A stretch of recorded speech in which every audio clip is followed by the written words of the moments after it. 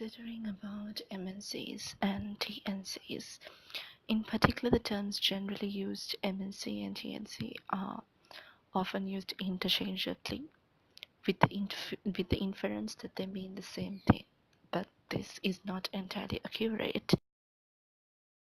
And if we look at both of these in detail, actually TNC is a later version of the MNC.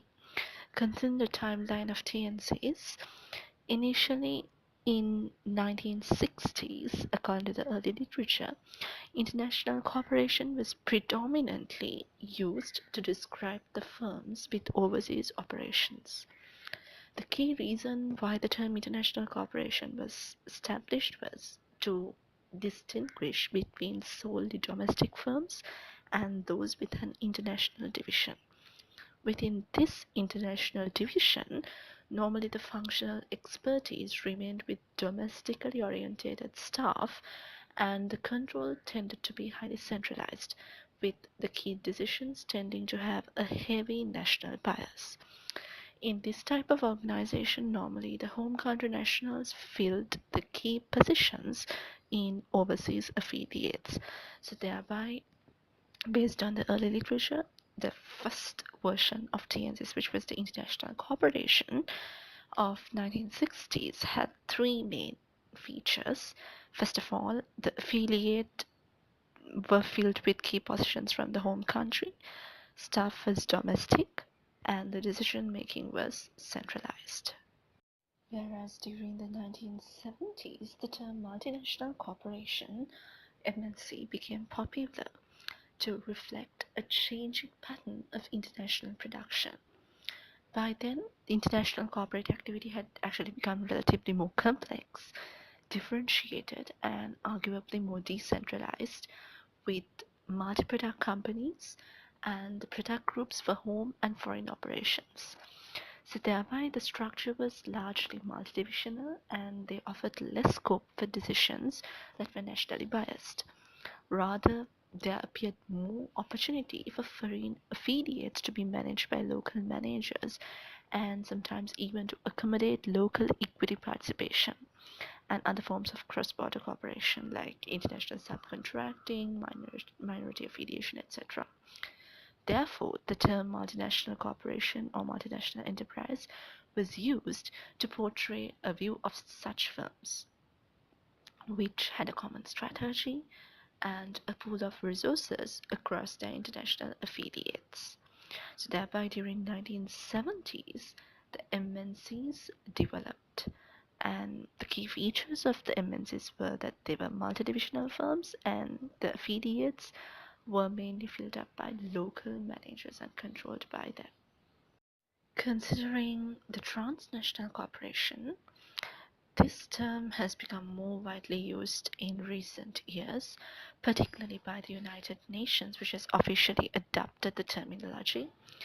And considering about transnational corporations, it's a more accurate reflection of international production, which captures the notion of a firm operating from its home base across national boundaries.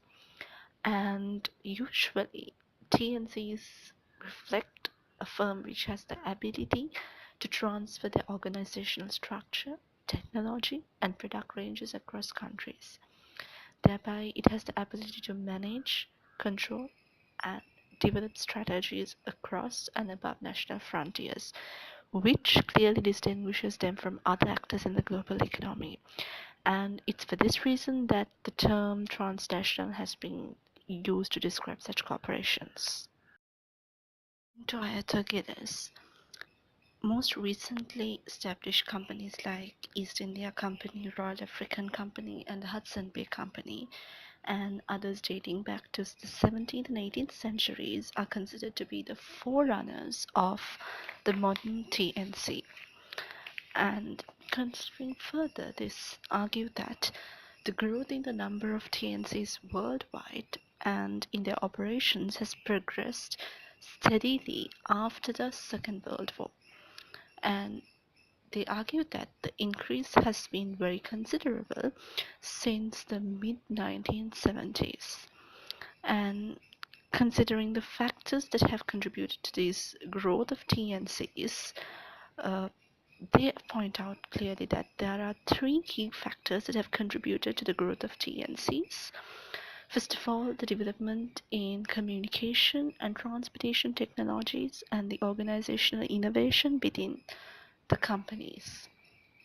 So, since the communication modes, since transportation has developed, it has been easy for these corporations to communicate with each other from even a large distance and to transport their resources among their divisions.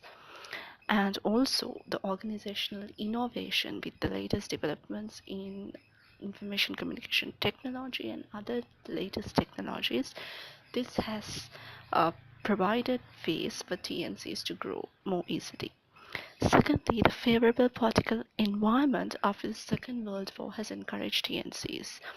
That is, international institutions like the IMF, International Monetary Fund, and the GATT, General Agreement on Tariffs and Trade, and the governments in Western countries, they became less protectionist and less hostile to both international trade and international direct production activities by companies after the Second World War. So this has encouraged more of companies to go abroad and establish their branches and start their businesses. And thirdly, liberalization and privatization programs of many developed and developing countries in the last 30 years, they have facilitated and encouraged the companies to invest abroad. And this has been one of the major contributors to the growth of TNCs.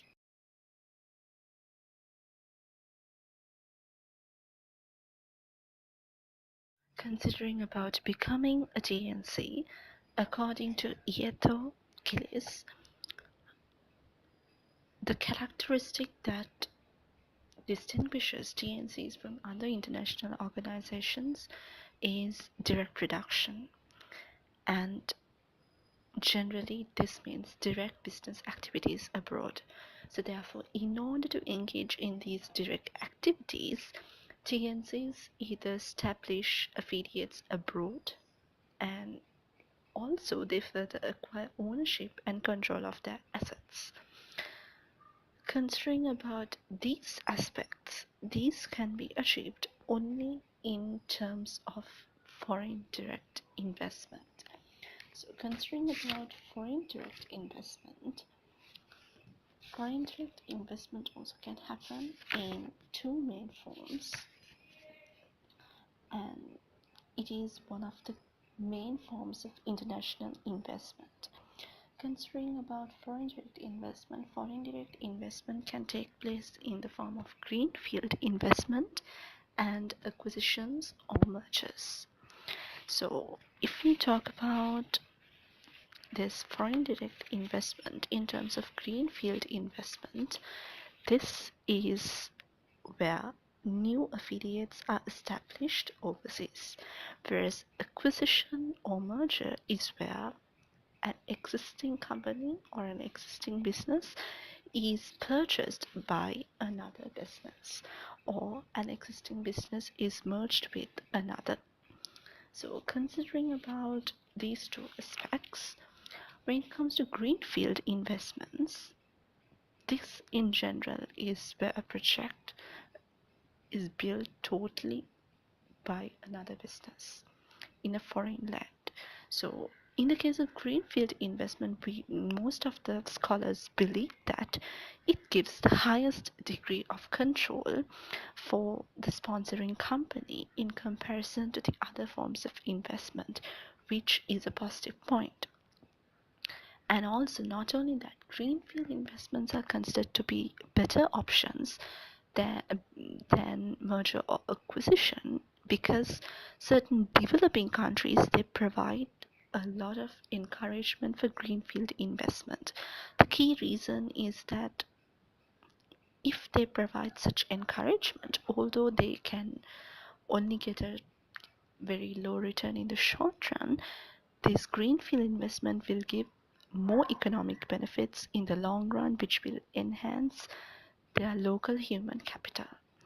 And the various forms of encouragement that developing countries use for greenfield investments are they give tax breaks, they provide subsidies, and other incentives. And in terms of the negatives of greenfield investment, the relationship with the host country is a key negative point of greenfield investment. And this is why some opt for mergers or acquisitions. Considering about mergers or acquisitions, still even this has been supported considerably by certain governments because it provides employment opportunities. However, this provision of employment opportunities is not 100% assured, and sometimes acquisition and mergers can even reduce employment and capital investment in that country.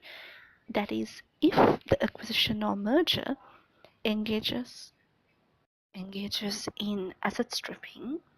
Considering about asset stripping, according to Investopedia, asset stripping is the process of buying an undervalued company with the intent of selling off its assets to generate a profit for the shareholders.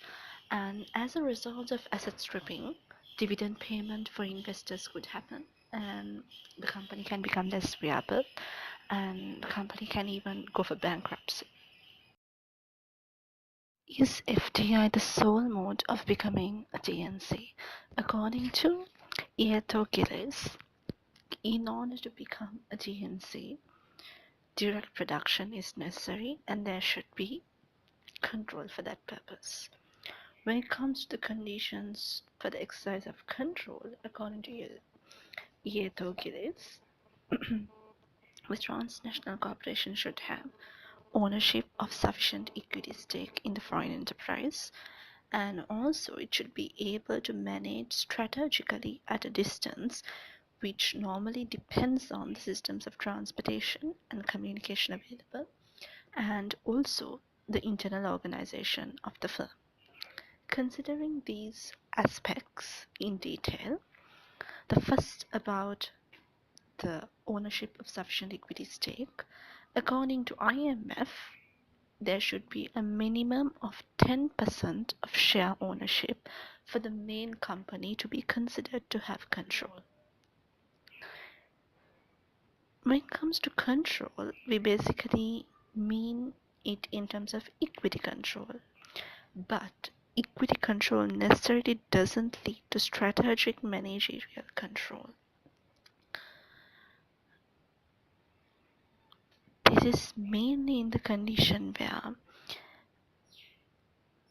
exercising such control is not available either because of failure in communication service or any transportation service. Considering about the next thing that we need to have sufficient control in a TNC is the internal organization of the firm.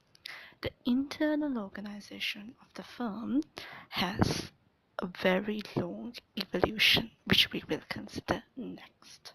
Considering about the evolution in the internal organizations of firms, according to Ieto and Gillis, the developments in the internal organization of companies can be analyzed under several paradigms, basically in terms of strategy, efficiency, and institutionalist. Considering the first one, Penrose 2009 says the boundaries of the firm and its internal organization changing as the firm grows. So the growth and growth strategies normally tend to lead to changes to the internal organization, which facilitates further growth. This is the point of view held by Penrose 2009. Furthermore, the second stance held in terms of efficiency by Williamson 1984 says changes in the internal organization as driven by efficiency objectives, that is specifically by the desire to economize on transactions costs as well as to minimize the pursuit of individual goals within the organization. Third, the institutionalist school. They see the internal structure of companies and of organizations in general as evolving in response to the institutional environment in which they operate. This relevant institutional environment is delimited by the organizational field of the company. The organizational field of reference is loosely defined, and it normally includes all the agents who have some form of business interaction with the company, from suppliers to consumers to rival firms to regulatory agencies. Further, Heimer, who is the father of the theory of transnational cooperation, he follows Chandler in his analysis of the relationship between evolution in the internal structure and the multinationality. He considers that there are three major stages in the development of corporate capital, which influences the internal organization's evolution. Accordingly, first, the Marshallian firm was the initial stage where it was more of a factory level firm, which was confined to a single function and a single industry, and it was tightly controlled by one or few men. And the second stage of this development was large corporation, which was vertically integrated, and it's increasingly moving towards mass production. Thus, they developed into a new type of organization structure, which was considered as a U-form or a unitary structure with central office functional departmentalized structure. Later on, the 20th century saw further economic developments and industry became more concentrated. Large corporations followed diversification strategies, which involved production of several products and production in several countries. And this led to the multi-divisional form of internal organization, which was first introduced by General Motors and DuPont after the First World War. So this multidivisional form actually differed from the unitary form in three main aspects. That's in terms of the product-centered approach, where the multidivisional structure was more focused on products rather than on functions. The divisions were more centralized on products, and it focused on establishment of a central office, and it relied on information for its either centralization or decentralization scheme to work.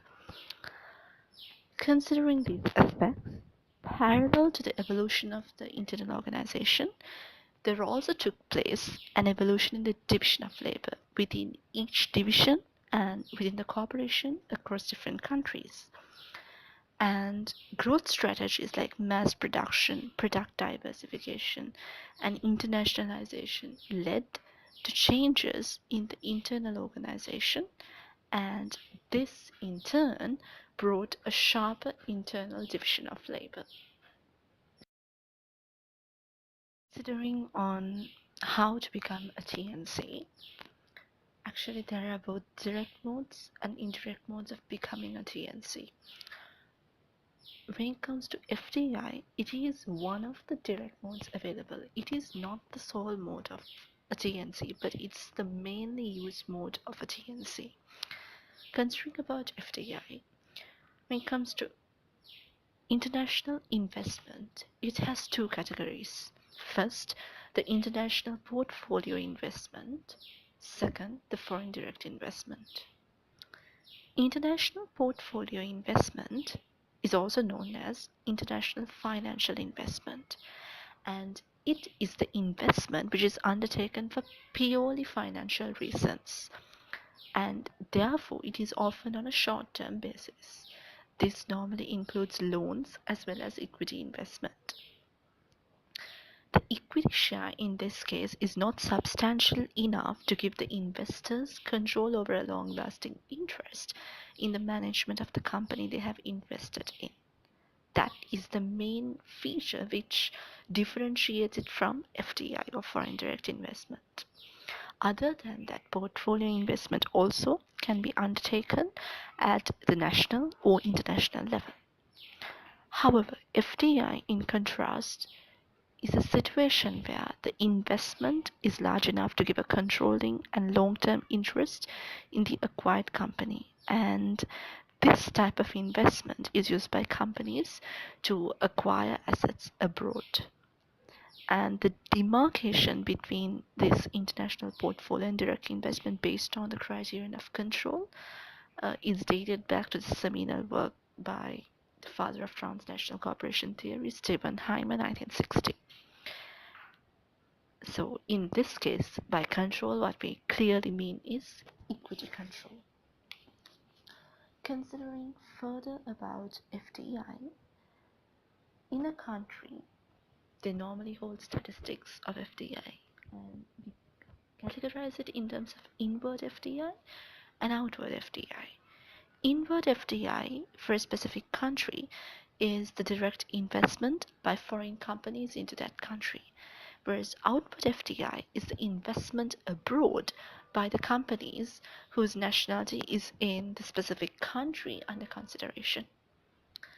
At the world level, normally the total value of inward and outward data should coincide, but they usually do not because of statistical reasons, which are related to lack of consistency in the methods of measurement and data collection in various countries as per OECD.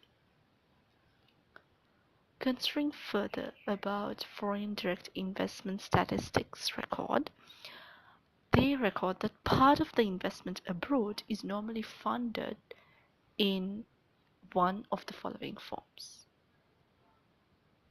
First of all, the net capital contribution by the direct investor in form of purchases of corporate equity.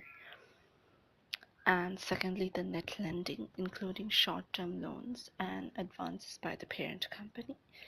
And thirdly, the retained earnings. These are the three main ways of funding investment abroad. And considering of FDI, mainly FDI includes greenfield investments and mergers and acquisitions, which were considered in the previous slide. And considering the two, greenfield investments leads to an increase in productive capacity for the company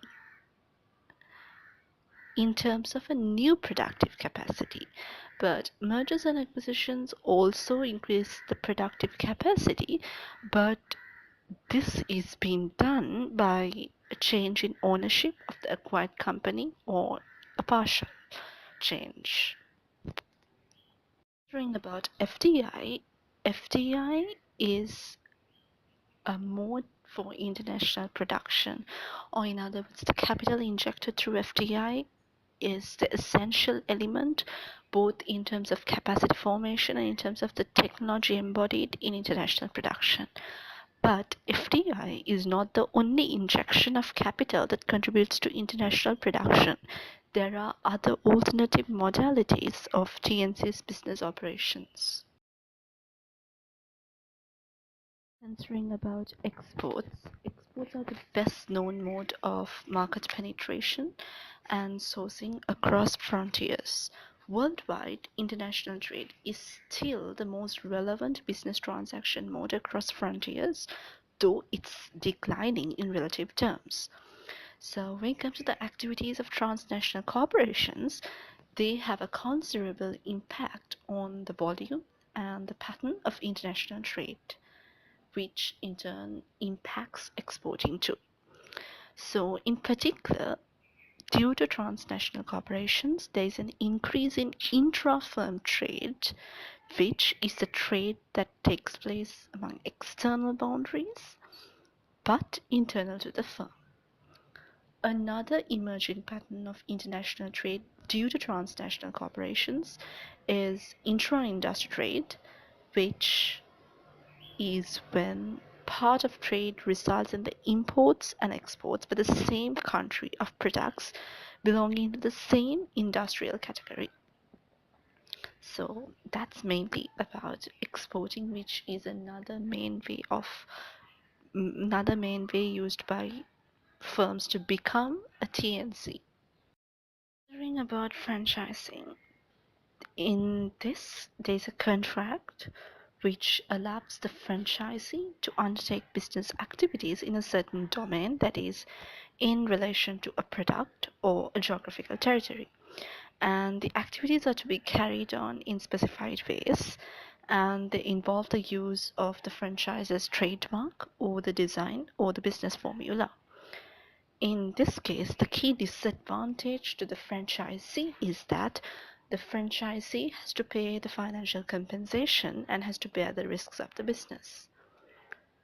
Whereas the disadvantage for the franchisor is that the quality of the franchises, if the quality of the franchise's business is poor, then it will actually debase over the overall brand name, which can affect its future earnings. About licensing, it's a contractual arrangement by which the licensor allows the licensee to utilize intellectual property in return for financial or other rewards. And the utilization of the intellectual property may either refer to a brand name or to trademark or patents or designer technology or whole products. So in this case, for the licensor, the danger is that its knowledge may leak to the competitors, or in time, the licensee can become a competitor himself. An alliance is usually set up to carry out specific business activities such as joint research or product development, and the contracts are usually for specified periods, and they are often dissolved earlier because of difficulties in the relationship. Normally, the difficulties arise from having to balance the separate objectives of each firm with the stated objectives of the alliance. Some good examples of alliances include Starbucks. They partnered with Barnes and Noble's bookstores in 1993 to provide in-house coffee shops benefiting both retailers. And in 1996, Starbucks partnered with PepsiCo to bottle, distribute, and to sell the popular coffee-based drink Frappuccino. And also, a Starbucks United Airlines alliance has resulted in their coffee being offered on flights with the Starbucks logo on cups. These are a few examples of good alliances. When it comes to joint ventures means the collaborations that involve equity ownership. Outsourcing via subcontracting is mainly a supply channel mode rather than a market sourcing mode. It creates a backward linkage in the supply chain, and outsourcing has been defined as the act of transferring some of a company recurring interval activities and decision rights to outside providers as set in contracts. This is the definition given by Griven 1999, reported in the WTO. So normally outsourcing is a part of the make or buy strategic decision.